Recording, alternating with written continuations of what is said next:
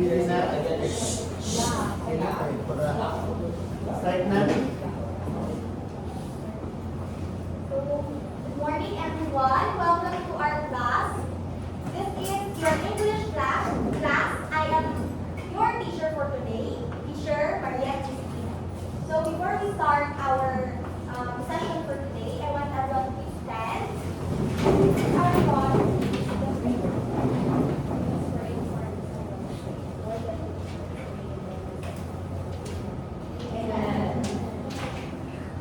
Before you sit down, I want everyone to be energized.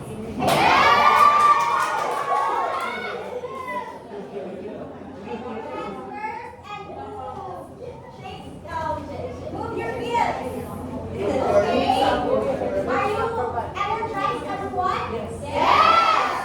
Okay, before you sit down, I want you to please arrange your chairs and pick up some pieces of paper under your table.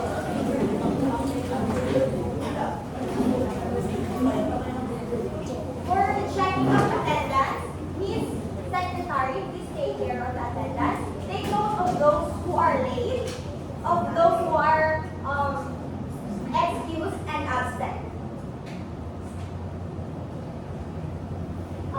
Let me lay down to you first our classroom rules.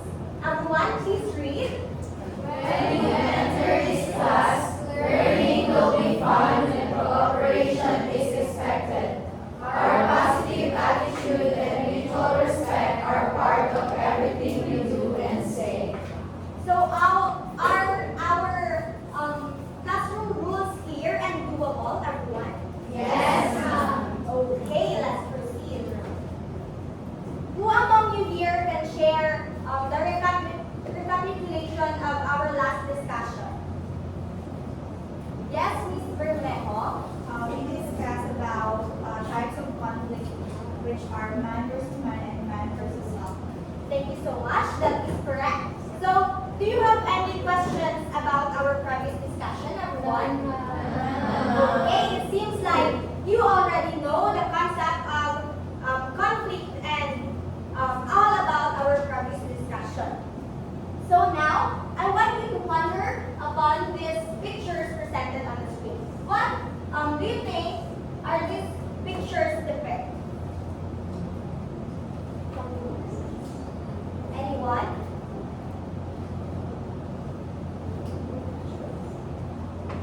Please raise your hand if you want to answer.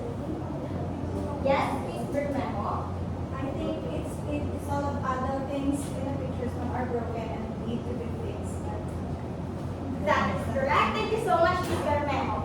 So, same as true in constructing sentences. We have to be well aware of what does the sentences contain and what are its parts, because it will enable us to express our message.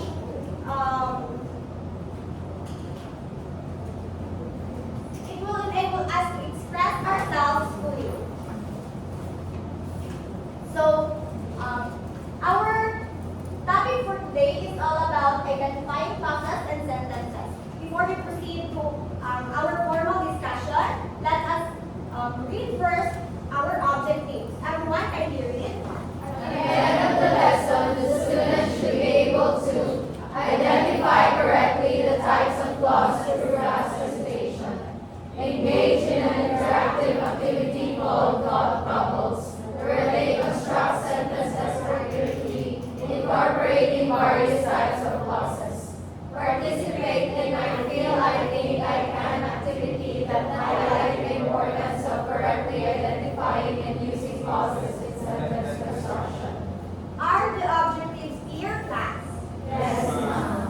Okay, let's proceed.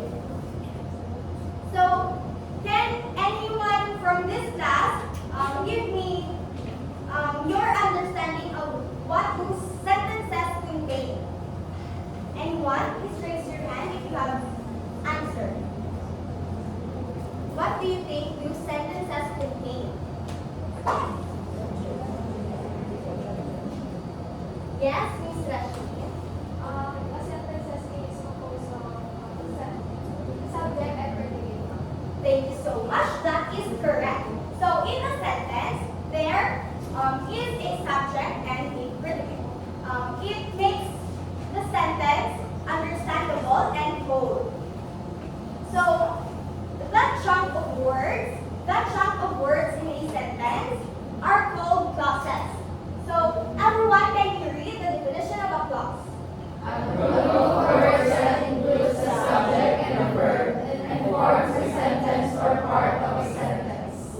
So within a sentence, there are clauses.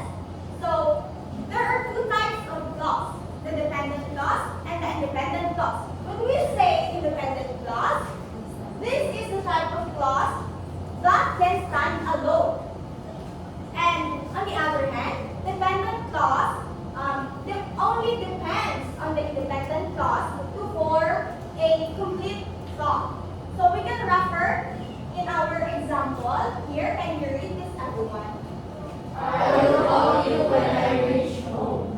What can you observe in this example?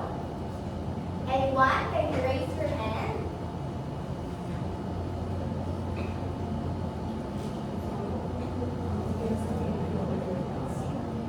Please raise your hand if you want to answer.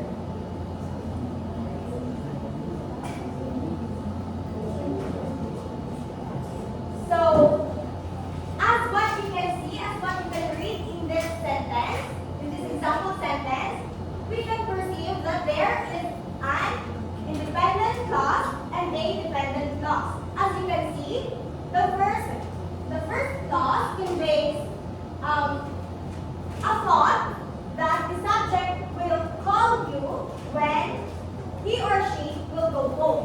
The independent clause here is I will call you. And the dependent clause, when I reach home, depends only in the first clause, which is I will call you. Is that understood, class? Yes, ma'am. Do you have any questions or clarifications? Okay, let's proceed. For our first activity, we have here an activity called Classify Me. What you're going to do is to raise the sad emoji if it is a dependent clause. On the other hand, you have to raise the smiling emoji if it is an independent clause. Is that clear? Yes. Okay. Can we get one?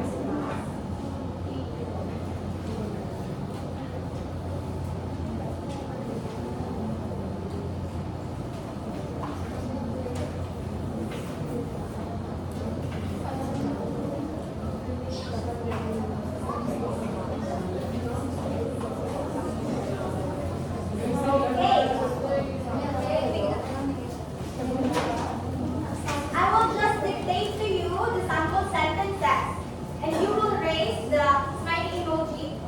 Are the instructions clear, class? Yes, ma'am. Number 1. Venus is walking slowly. Okay. There. It seems like you already understood what the concept of our topic. Very good, everyone. Number 2. When I get home. Okay, very good, everyone. I can see that your answers are correct. Let's proceed.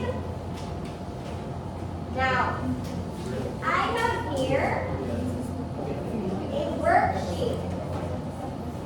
Our activity is called I Feel, I Think, I Can.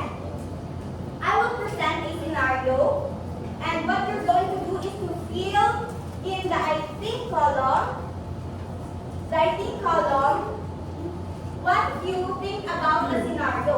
And then, on the I Feel column, you have to write what you would feel if you are in that scenario. And lastly, on the I Can column, you have to write what would be your response to that scenario. Just a brief sentence that has a dependent and independent clause. Are the instructions clear, class? Yes, ma'am. Okay.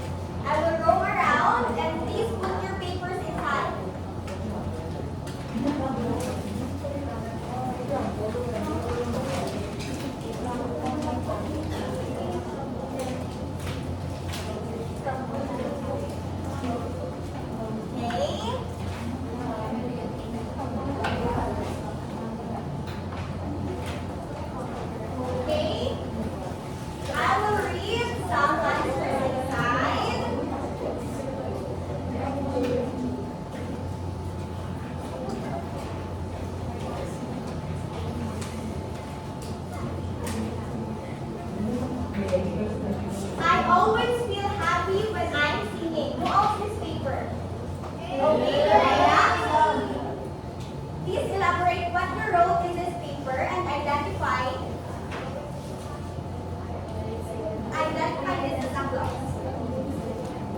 So, the independent clause here is I always feel happy, and the dependent clause is when I. Very good. That is correct. Thank you so much, Lorena. Next, our next activity is thought bubbles. I have here two scenarios. What you're going to do is just to rip this paper in two, and the first scenario is for your partner, and the other one is for the other. And what you're going to do is to write at least three thought bubbles in this picture. What you're going to do is to swap your scenario with a partner. The partner must draw in a speech bubble and write in helpful and positive thinking that could be used to cope with the situation depicted. On the lower part of the paper, you need to identify independent and independent thoughts in the dialogue. The challenge is for each pair to finish making a bubble dialogue at a limited time given. The first 5 pairs to finish the task will be the winner of the game and will have an additional points. Okay, class, let's finish first the activity. Get one and one. Class.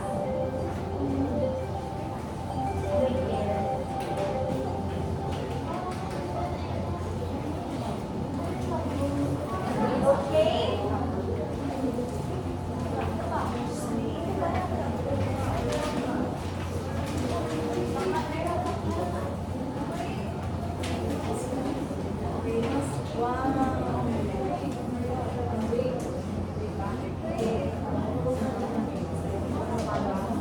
Okay, time is up, everyone. I will collect now your papers. Here.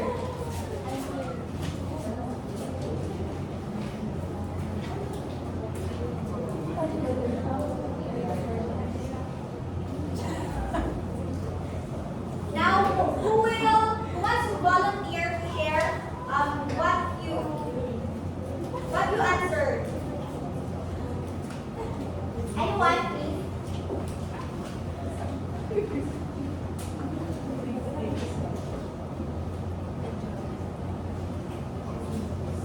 Yes.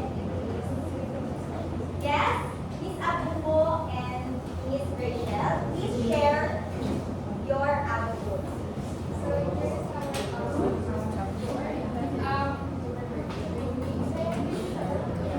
Here we write about this is the boy is trying to catch up to the bus, and we is wrote here in the top bubble is that we will shout to the bus to wait for him or to go to late. And the scenario number 2, you are not invited at your best friend's party. I think we wrote here that it is okay, and we will just talk about it. Thank you so much. For now, seems like you already know the concept of our topic for today. Who among you here can give me the summary of what we discussed? Anyone? Yes, please. So, today we discussed about the thought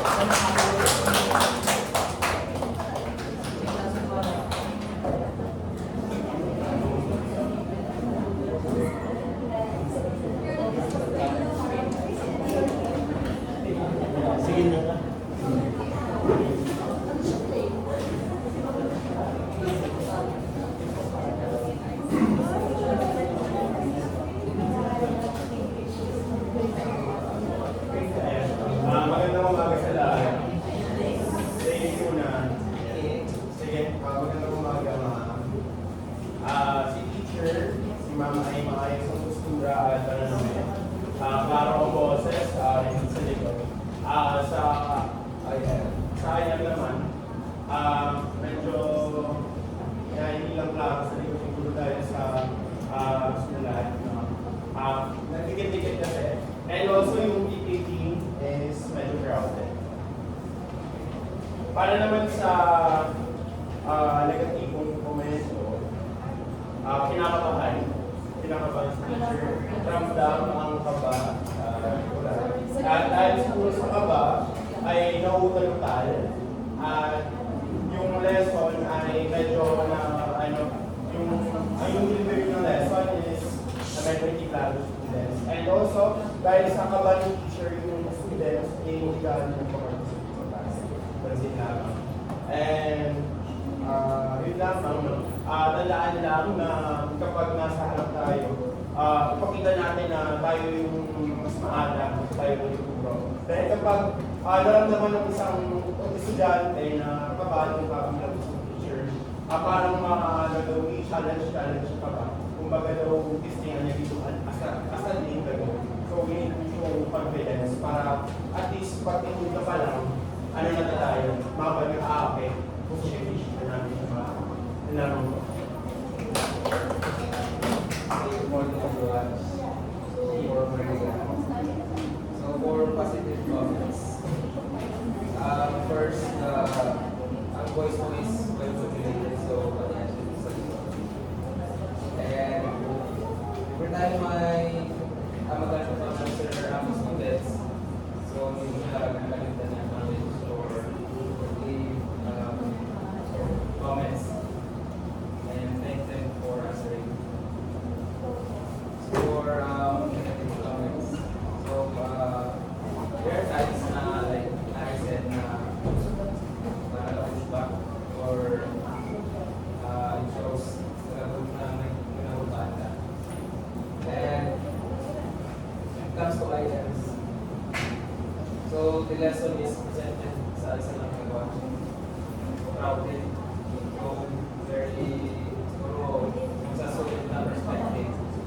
Balik yung mga parang lesson kaya dapat naka-first slide siya. And then, sa instructions, so when you are giving instructions, so it's not showing in the presentation, so there will be confusion sometimes. Like, kanina instruct ka, so wala ka instruction. Then, suggestion sa instruction, so siguro wala kang nag-auxiliary na kay wala ka sang sample na question nila para reference nila. So maybe it would be better kung may decide sa question para maging guide nila instead of just writing it verbally. Then, since yun naman na you manage the classroom, it's the students participated. Well, that's all from me.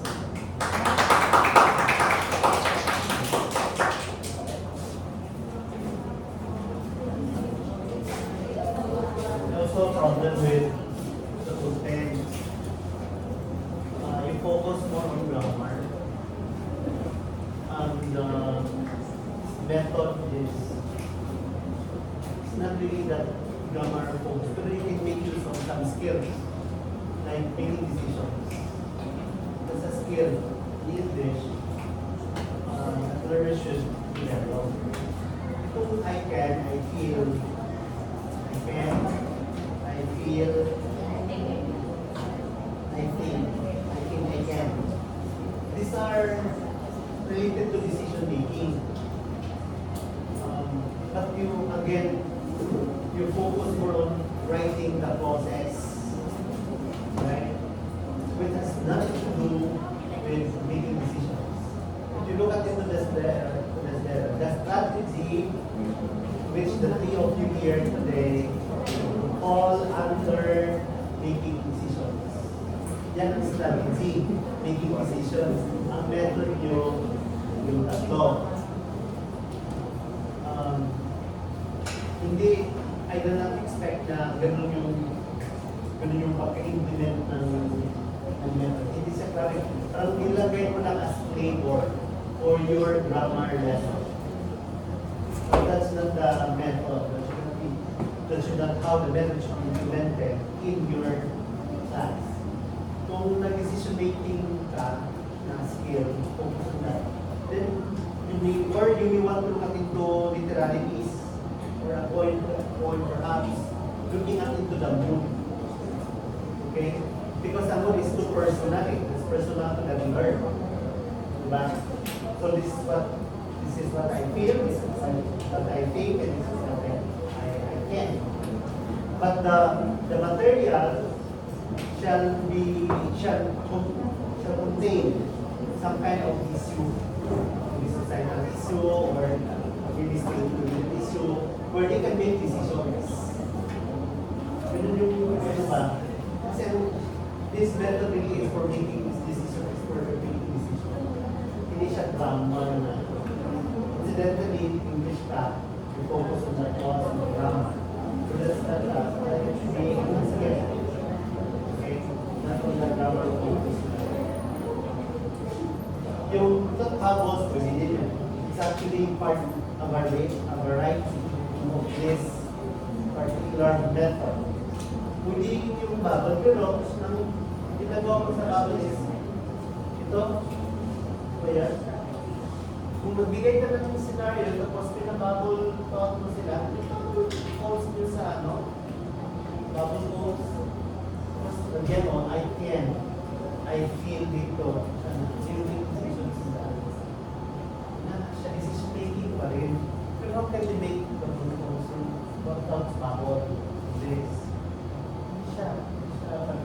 Kahit ang variation na ginamit, hindi pa rin tama ang bagay. Basahin ulit yung Stella, aralin nyo. Kasi challenging itong portion na to. Go away from, you can make use of your grammar or your literalities to carry out that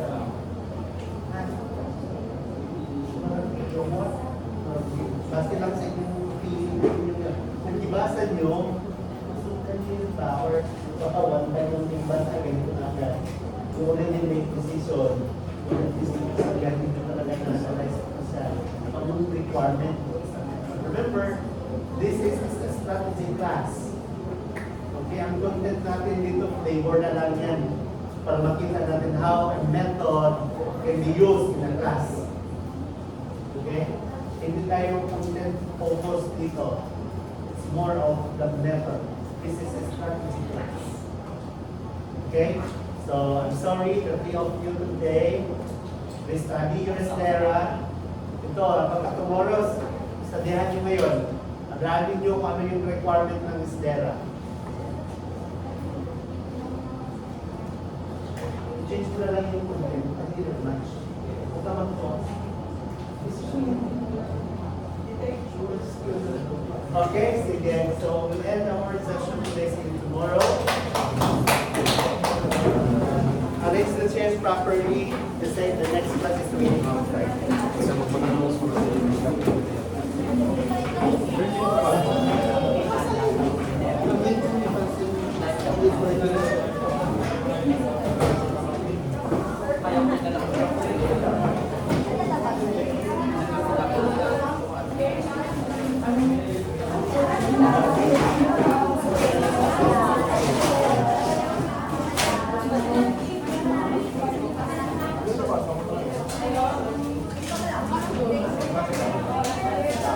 Arrange the chairs. Push back, balikan sa pag-isip.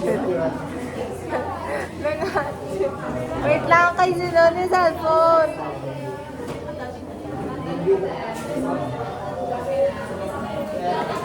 Excuse me. Wait lang. Uy, Say hi. nagwapo lagi daw.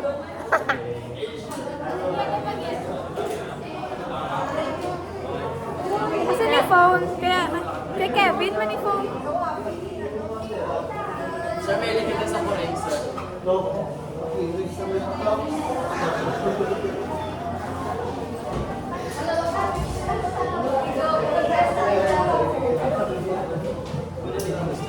Sige na, pass na.